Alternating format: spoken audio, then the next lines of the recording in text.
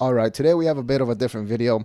We're going to do a recap of things that happened this past week that were not big enough to make an entire video about, but I still thought were funny and interesting enough. Also, quick announcement, I should be upgrading my equipment by next week, my recording and editing equipment, so I will be uploading a longer format style video, documentary style videos that I've been working on. So make sure you stay tuned for that. All right, so we'll start with Brendan Schaub getting brought up and made fun of on Bert Kreischer's and Steve-O's podcast.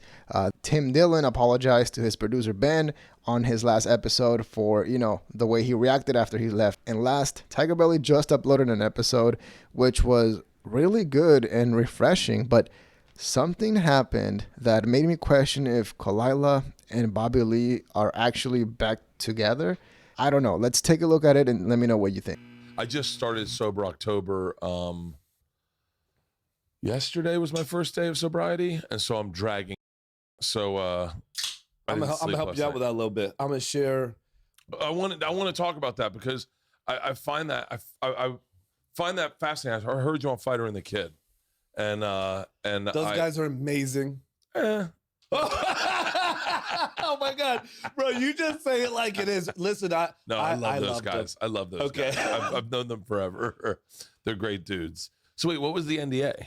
I thought you said the NBA, and I was like, wow, how off-brand is this? And here's the thing. He's like, I want to talk about what's going on in the NBA. I was like, I never thought you'd be a basketball guy. Dude, when I go on podcasts and people ask me about names, yeah, and I live in such a primal bubble. So Ethan Klein actually flew out Liver King on a private jet to LA so that he could do the Leftovers podcast with him and Hassan.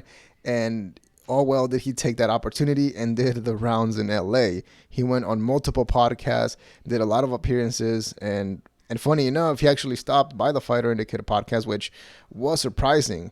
And he also even appeared on Mark Hartley's Haters Will Say for like a minute or two. That episode did pretty well compared to their other uploads, but what I found more interesting was how Bert and the Liver King now seem to have changed their mind about Brian Callen and Brendan Schaub. And honestly, I can see why if this is what Bert saw from the video. Okay. Do you hear how they talk? Yeah, they're wearing Yeezy Season 7. That's cool. You pretend you understand what they're saying or what? What are you going to do? You got to translate it. What are you going to say? Hey, man, I don't understand you. Say it again. I'd say text me.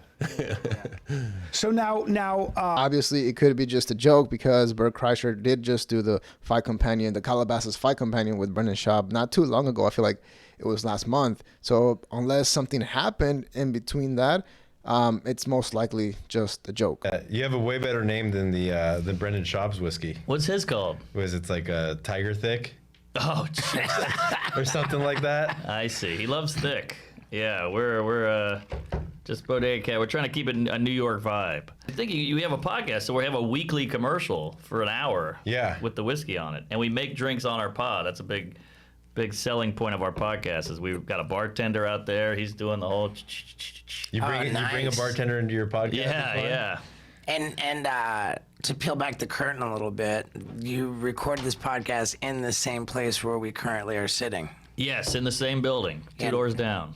Also, Brendan now has direct competition from Mark Normand, who also just launched his new whiskey, Bodega Cat. Now, what I'm about to say is pure speculation, okay? But is there any chance that Mark Normand's whiskey name is a slight reference to Tiger Thick? I mean, obviously, it's not that clear. It's not like it's called Thin Cat, but the fact that he went with Cat out of like an endless amount of possibilities, I thought would. But essentially, Tim Dillon ended up apologizing for the way that he reacted to Ben leaving the podcast on one of his episodes, which was a bit over the top and you could argue unnecessary. The fans were mostly upset that he wasn't taking it seriously and was joking around a bit too much when, Ben was a huge part of the show. And apparently Tim just got a new producer from Barstool, which is very interesting. I do wonder what will happen because there is a possibility that he takes it to the next level because Tim Dillon obviously has the content, but he could use a little bit more production value. And again, it could take it to the next level. So Tiger Belly has been having some pretty interesting episodes recently, and most of them are pretty good, but the last one I think is actually pretty refreshing. There was no weird drama, no name dropping. It was just fun and entertaining. Except I saw something that caught my attention and I thought, was very interesting. So here, let's take a look at this clip and see if you can catch it. Yeah. Let me say. I want to memorize that. What'd you say? Ganahan siya. Ganahan siya. Ganahan ko. Ganak ko. Ganahan Ganahan ko. ko. Sa imong Totoy. totoy. Oh, look, babe. Tiki. What's that? A baby lizard. Holy. This is like Jurassic Park in here.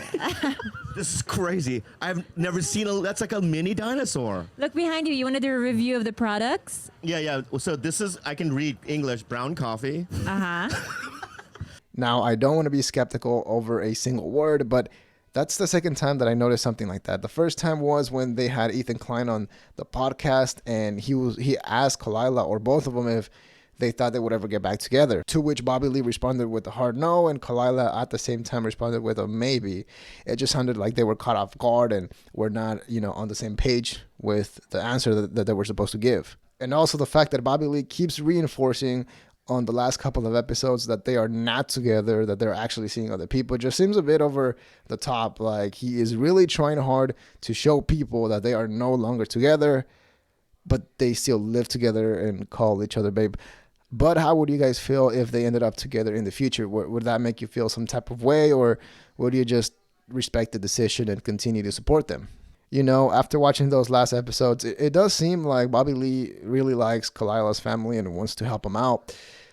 So I do see a future in which they stay together and remain together. But let me know what you think in the comments below. And if you made it this far, hit the like button, subscribe to the channel. It helps out a ton. Again, we are trying to reach 20,000 subscribers. Dislike if you didn't like the video, but that is all we have for today. See ya.